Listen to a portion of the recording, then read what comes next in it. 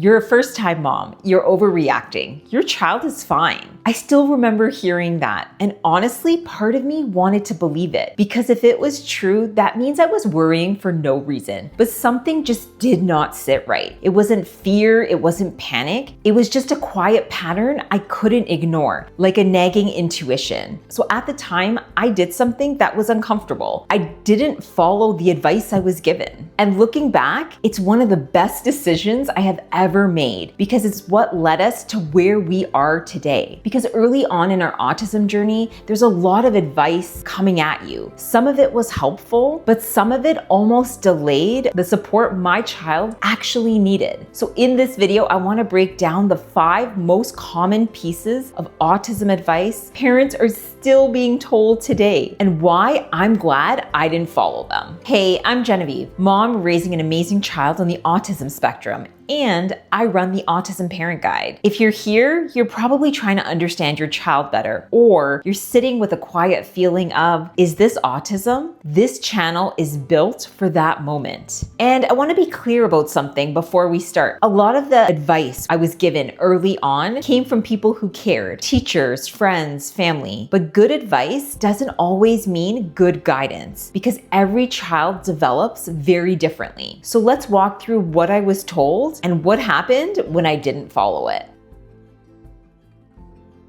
Advice number 1, you're overreacting. This piece of advice doesn't sound harmful. It actually feels comforting. You're a first-time mom, you're worrying too much, you've never done this before. And if enough people start to say it, you start to believe that maybe you're really the problem. What I learned later and what I want to share is that yeah, us parents, we don't see everything, but we do see patterns that repeat over time that maybe nobody else sees. And so then I stopped asking the question, am I overreacting? And I started asking the question, what am I seeing in my child that keeps repeating and won't let this nagging feeling go? And that shift changed everything for us. And the next piece of advice, it sounded so reasonable, it almost cost us time we couldn't get back.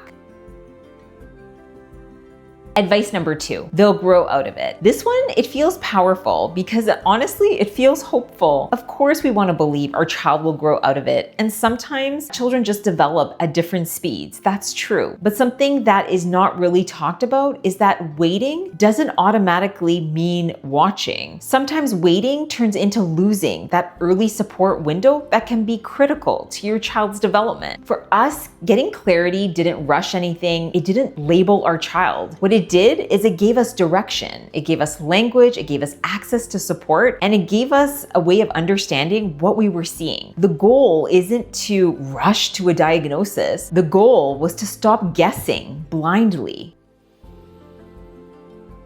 Advice number 3, don't label your child. This one comes from fear. A lot of people believe a diagnosis becomes a child's identity. And I understand, I was there. I was a little fearful of this. I still am to this day. But what really surprised me is that the diagnosis, it didn't change my child at all. It actually changed us. We stopped interpreting behaviors as bad or as random, and we started understanding what triggers my child. So instead of a label limiting my child, it removed confusion for us. And clarity, that's what actually helps a child thrive.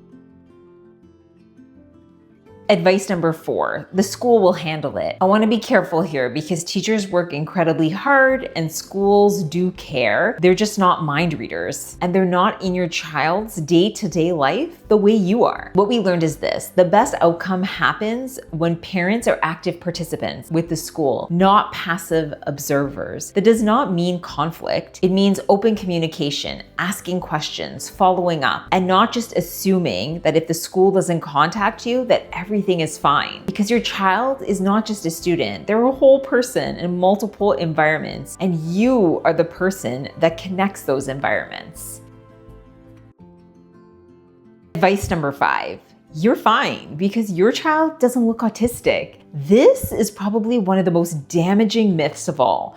Autism, it doesn't have a look. Some kids are verbal early, some aren't. Some seek sensory input, some don't. Some struggle socially, some don't. You could be walking down the street and pass another child and not even know that they're on the autism spectrum. Autism isn't one pattern. It's a spectrum of differences in how a child experiences the world. We do not live in the 1950s. We need to take on the more inclusive definition of autism. And once I realized that, I started seeing my child more clearly, just as they are. I am grateful for the people who tried to help, because honestly, even though I didn't follow the advice, I learned something, maybe even a life skill that I take with me every day, that you do not need permission to trust what you're noticing. You do not need to wait until someone else agrees with you. You just need to pay attention to your child long enough so you understand them, so you can support them and give them what they need. If you've been told something that just didn't sit right with you, I want to hear it. Is there a piece of advice that you didn't follow and you're glad you didn't? I want you to leave a comment. I read every comment, and maybe it'll help another parent that's struggling today. And if this video has helped you trust your instincts just a little bit more, subscribe to the channel and join the community. I just want you to know that you're not alone in this, and neither is your child. I'll see you next week on the Autism Parent Guide.